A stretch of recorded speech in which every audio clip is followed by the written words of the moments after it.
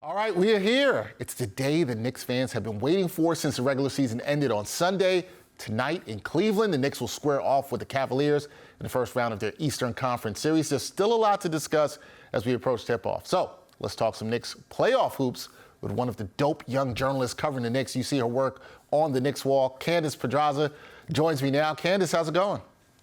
It's going well. I have that anxiety in my stomach ahead of tonight, but going well otherwise. Look, playoff anxiety is a good feeling to have that we've got to embrace when you're a fan. Got to embrace that at all. So when it comes down to breaking down and analyzing playoff series, we tend to look for who has the edge in various matchups. So looking at the head coaching matchup in this series, Tom Thibodeau versus J.B. Bickerstaff, does Tibbs, who's a seasoned coaching vet, have the edge when it comes to coaching here? I think so, especially because he is also coming off of that series against Atlanta very recently. And so I think that, coupled with his experience with Chicago, is going to help him out a lot and the team out a lot. Whereas with Cleveland, J.B. Bickerstaff, excellent coach, of course. He also has Donovan Mitchell at his disposal, who has a lot of playoff experience himself. But Tibbs knows what it's like to be a coach in a playoff series and make a deep run. So I think that that's going to give him the edge for sure. All right, going with the edge for head coach Tom Thibodeau of the Knicks. Let's talk about the players, because when it comes to the players on the floor, many members of this Knicks squad, they played in the 2021 series, lost, you talked about, to Atlanta. The Cavs, they're a young group with some starters that lack playoff experience. How much will playoff experience matter once this series starts? A lot. I look to the matchup between Jalen Brunson and Donovan Mitchell the most when it comes to playoff experience. Both made deep runs in the Western Conference very recently. And so I think those two are going to provide a lot of playoff experience to these young teams. So while, the Knicks have had a few players leave and have a lot more younger players come in who didn't get to experience that Atlanta series, I think with the tutelage of Jalen Brunson behind them, they'll be prepared as much as they can be. But as many people have said, the playoffs are like a different sport compared to the regular season.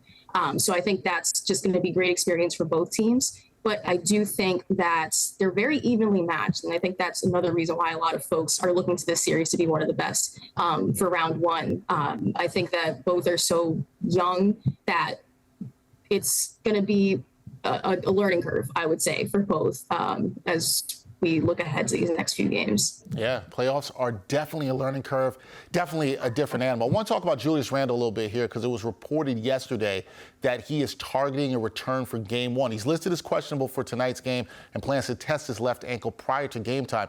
Now, you know this. I know Knicks fans want to see the forward back in the court, but should he play in game one if he's not close to or 100%? I personally don't think so. I would much rather have a healthy, strong Julius Randle for game two onward.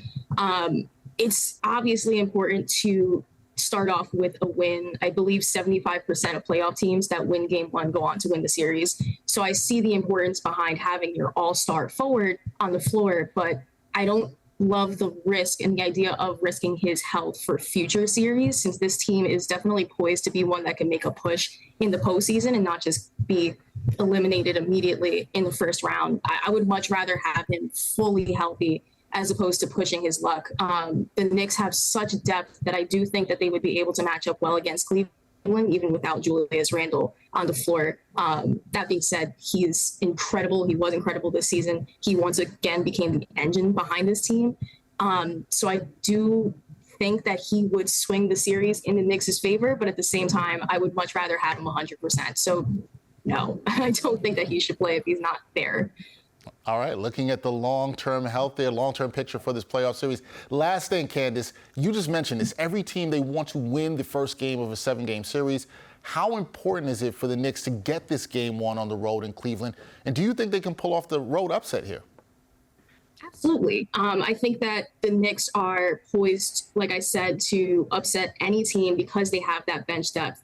It's a next man up mentality with this team. So although there is, the 50-50 chance that Julius Randle may or may not play, I do think that it's very possible for them to win on the road. And they were a great road team in the regular season as well.